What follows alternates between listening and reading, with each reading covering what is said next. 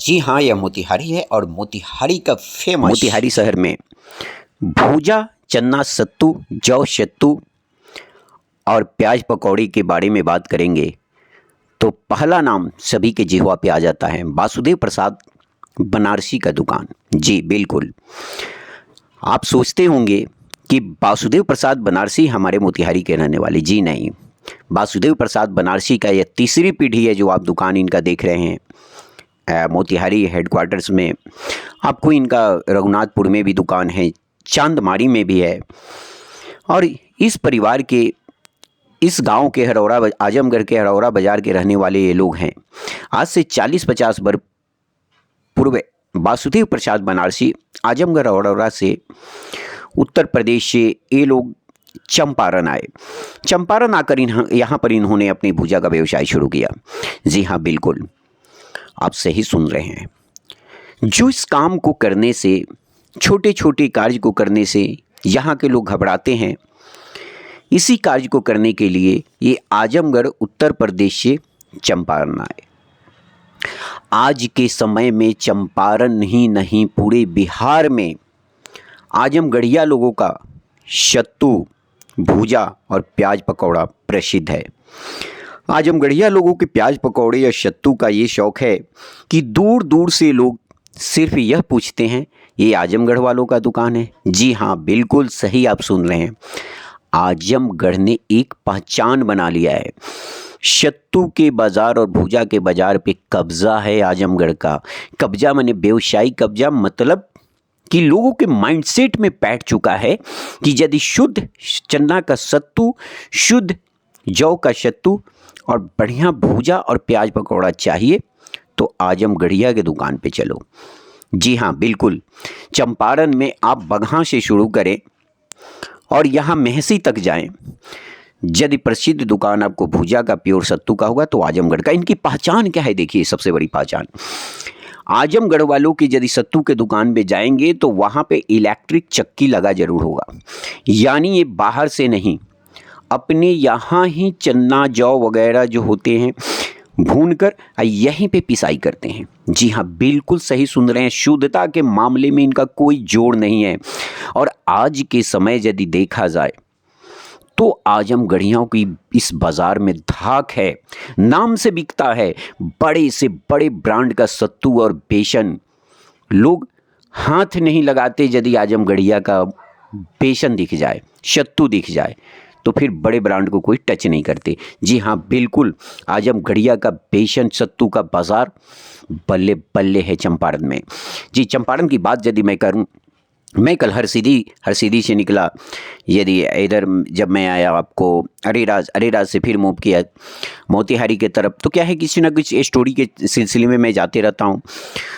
तो जब इन लोगों से भीड़ देखा कि इस दुकान पे, वासुदेव प्रसाद बनारसी के दुकान पे भीड़, तो मुझे अचरज हुआ इतनी भीड़ क्यों है इस शॉप पे, एक भुजा के शॉप पे से क्या है। जब मैं वहाँ ग्राहकों से बातें किया तो चूंकि इस स्टोरी को, इनसाइड स्टोरी, हम इसमें अभी पब्लिक से डिस्कशन हम नहीं दिखाए हैं, चूँकि यहाँ पे बहुत भीड़ थी जिस कारण आवाज़ प्रॉब्लम आ रहा था साउंड में, इस कारण हमने इसको बैक से ही दे रहा हूँ आवाज़। तो जब यहाँ भीड़ लोगों से मिला और देखा, सबसे बातें हुई तो लोगों का कहना था कि इनके अलावा मुझे कहीं का स्वाद नहीं भाता है। देखिए, एक ब्रांड इमेज बन जाता है। क्वालिटी, यदि आपके पास क्वालिटी है और प्योर क्वालिटी बेचते हैं तो दूर दूर से ग्राहक इनके पास आते। देखिए, वासुदेव प्रसाद का आज तीसरी पीढ़ी चंपारण में, मोतिहारी में तीसरी पीढ़ी इनका है, जो तीसरी पीढ़ी का नाम है रामू प्रसाद गुप्ता। आज के समय में जीरो से हीरो का सफ़र इन लोगों का कहा जाए तो कोई नहीं अतिशयोक्ति है कि छोटे से, जहाँ पे बहुत कम इन्वेस्टमेंट से बस एक कार्य शुरू हो सकता है, लेकिन इसमें व्यक्ति को दिल से लगना पड़ता है। यानी सुबह 4 बजे से लेकर लगभग 10 बजे रात तक ये लोग कार्य करते हैं। मतलब आराम के लिए सिर्फ 4 से 5 घंटा इन लोगों को मिलता है। और इतना कठोर परिश्रम के बाद इन्होंने अपना बिजनेस को एस्टैब्लिश किया और आज के समय आजमगढ़ ही नहीं, मोतिहारी में भी इनका अच्छा खासा अपना इस बाज़ार में वर्चस्व है।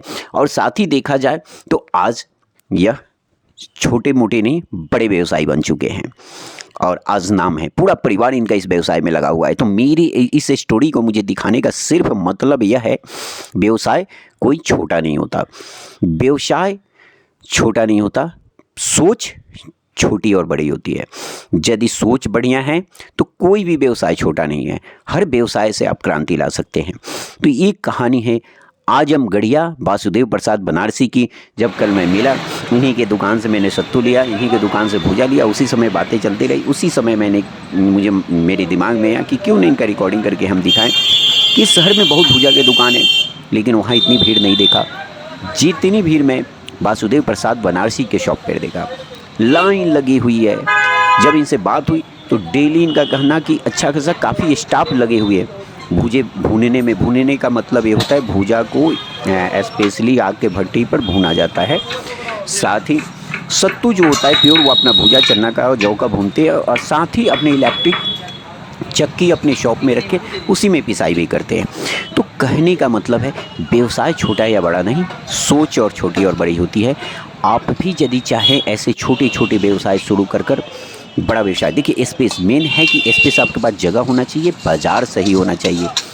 आज रामू प्रसाद गुप्ता जी जो है वासुदेव प्रसाद गुप्ता जी की तीसरी पीढ़ी है। आज इनके पास किसी चीज़ की कमी नहीं है। आज न इनके पास मकान की शहर में कमी है, न दुकान की कमी है, न मैन पावर की कमी है, न पूंजी की कमी है। लेकिन कहते हैं ना, कुछ लोग होते हैं कि दिखते नहीं, जो होते हैं तो दिखते नहीं हैं। आज भी ये जाएंगे तो ज़मीनी लोग हैं, उसी तरह दिख रहे हैं जैसे भी लोग बोलते हैं कि आज से जब 30-40 साल पहले इनके बाबा जी आए जैसे दिख रहे थे, आज भी ये लोग वैसे ही दिख रहे हैं। आज भी कोई इनमें खास परिवर्तन नहीं दिखा इनके रहन सहन में। बस दुकान बिजनेस बढ़ते गया। इन लोगों का फोकस होता है टारगेट, हमारा कस्टमर जो है ग्राहक एक वापस नहीं जाना चाहिए। क्वालिटी से समझौता इन लोगों ने 40 वर्ष से 50 वर्ष के बीच कोई क्वालिटी से इन लोगों ने समझौता नहीं किया और इसी गुणवत्ता क्वालिटी के बदौलत आज बाजार के राजा बने पड़े हैं। दूर दूर से लोग इनके पास आते हैं। तो आप भी कभी क्वालिटी से समझौता नहीं करिएगा यदि बाज़ार में कायम रहना है। और देखिए आजमगढ़िया लोगों ने यहाँ से 200 किलो 250 किलोमीटर दूर से आकर मोतिहारी के बाज़ार में राज कर रहे हैं, सिर्फ अपनी क्वालिटी, रिश्ते, व्यवहार के बदौलत। जय हिंद।